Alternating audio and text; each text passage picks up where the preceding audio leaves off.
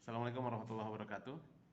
Kali ini di luar dari tema parenting dan tema keayahan, saya sedikit ingin membicarakan tentang tema pendidikan, teman-teman. Karena kebetulan akhir-akhir ini saya berada di dunia pendidikan, berada di lingkungan pendidikan, maka pengen aja gitu kita ngebahas tentang pendidikan kita saat ini. Dan ini juga merupakan bagian dari amanah para guru-guru saya untuk menyampaikan tentang atau terkait pendidikan.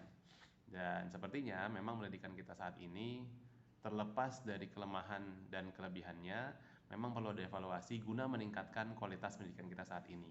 Dan salah satu caranya untuk meningkatkan kualitas pendidikan kita saat ini, pemerintah melalui saya agak lupa, melalui peraturan pemerintah nomor 57 tahun 2021 tentang standar nasional pendidikan Indonesia, pasal 27 disebutkan bahwa semua perencanaan pelaksanaan pengawasan kegiatan pendidikan anak usia dini hingga jenjang menengah begitu ya, pendidikan dasar dan menengah dapat menerapkan manajemen berbasis sekolah. Nah, ini yang akan kita bahas. Jadi, guna meningkatkan kualitas pendidikan kita saat ini melalui peraturan pemerintah nomor 57 tahun 2021 tadi menerapkan tentang manajemen berbasis sekolah. Artinya sekolah diberikan keleluasaan untuk mengelola sekolahnya gitu. Guna apa? Guna tujuannya ada untuk meningkatkan kualitas pendidikan saat ini gitu ya. Jadi dengan manajemen berbasis sekolah, model pengelolaan itu secara otonomi diberikan kepada pihak sekolah untuk mengatur dan semuanya gitu. Nah, saya mengambil dari websitenya Direktorat SMP kemdikbud.go.id gitu ya. Ada untuk menerapkan manajemen berbasis sekolah ada 5 prinsip yang harus kita terapkan, teman-teman. Jadi setiap sekolah yang menerapkan manajemen berbasis sekolah ada 5 prinsip. Yang pertama adalah prinsip kemandirian. Maksudnya apa? Prinsip kemandirian itu diharapkan sekolah itu menciptakan atau meningkatkan situasi sesuai dengan kondisinya masing-masing tanpa bergantung kepada pemerintah pusat. Bebas sekolah bebas mengembangkan apapun gitu ya, unit-unit sekolahnya gitu, membangun kerjasama itu dibebaskan. Jadi sekolah dibebaskan untuk membangun kemandirian tersebut tanpa harus bergantung, dan termasuk juga pendanaan itu sekolah dibebaskan gitu ya, tanpa harus bergantung pada pihak pemerintah pusat. Yang kedua, selain kemandirian adalah kemitraan.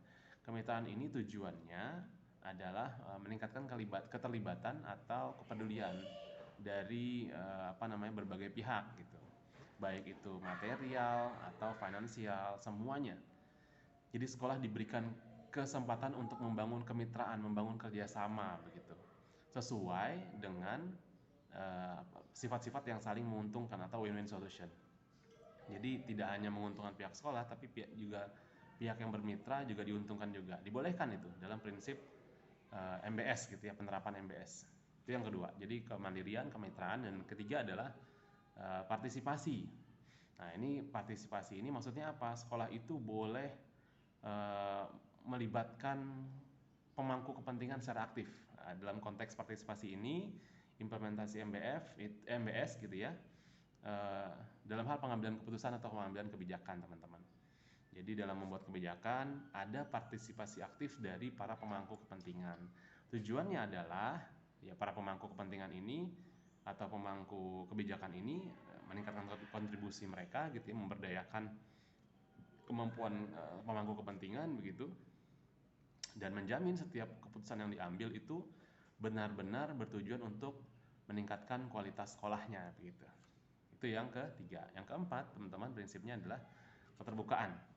Apa itu keterbukaan? Keterbukaan itu bisa melalui jalur-jalur komunikasi untuk menyampaikan setiap program dan laporannya kepada masyarakat dan pemangku kepentingan sekali lagi. Jadi siapapun bisa mengakses hal tersebut, itu yang disebut dengan keterbukaan.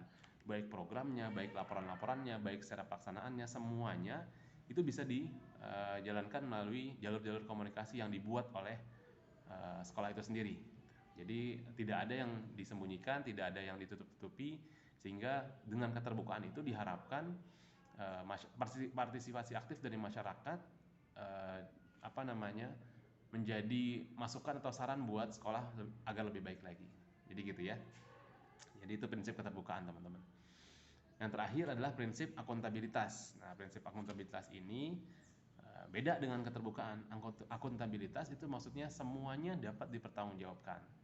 Artinya, peningkatan akuntabilitas ini dalam penerapan MBS itu dapat dilakukan melalui penyusunan pedoman, ya, atau yang biasa kita lakukan dengan bisa dilakukan dengan standar operational prosedur gitu ya, atau standar pelayanan gitu. Itu kita buat standar pelayanannya, standar pedomannya, begitu itu kita buat semuanya. Rencana-rencana pengembangan sekolah gitu. Sehingga setiap yang dilakukan oleh sekolah dapat dipertanggungjawabkan. Ini sekolah melakukan ini, ada loh pertanggungjawabannya. Apa itu? Oh, ini ada perencanaannya di sini, gitu ya. Nanti ada juga kita lihat bagaimana hasil dari program tersebut, apakah berjalan dengan baik atau tidak. Artinya akuntabilitas dapat dipertanggungjawabkan dengan baik. Gitu teman-teman. Jadi insya Allah dengan memahami 5 prinsip penerapan MBS ini, kita berharap gitu ya, semua kita yang berada di dunia pendidikan berharap dengan otonomi yang diberikan kepada pihak sekolah ya, dari pemerintah, diharapkan semuanya masing-masing berkompetisi secara sehat, masing-masing punya kreativitas, masing-masing sekolah gitu ya, sehingga tujuannya cuma satu, memajukan pendidikan Indonesia. Kira-kira itu teman-teman, mudah-mudahan bermanfaat dan semoga pendidikan Indonesia makin maju karena SDM-nya makin unggul. Terima kasih. Assalamualaikum warahmatullahi wabarakatuh.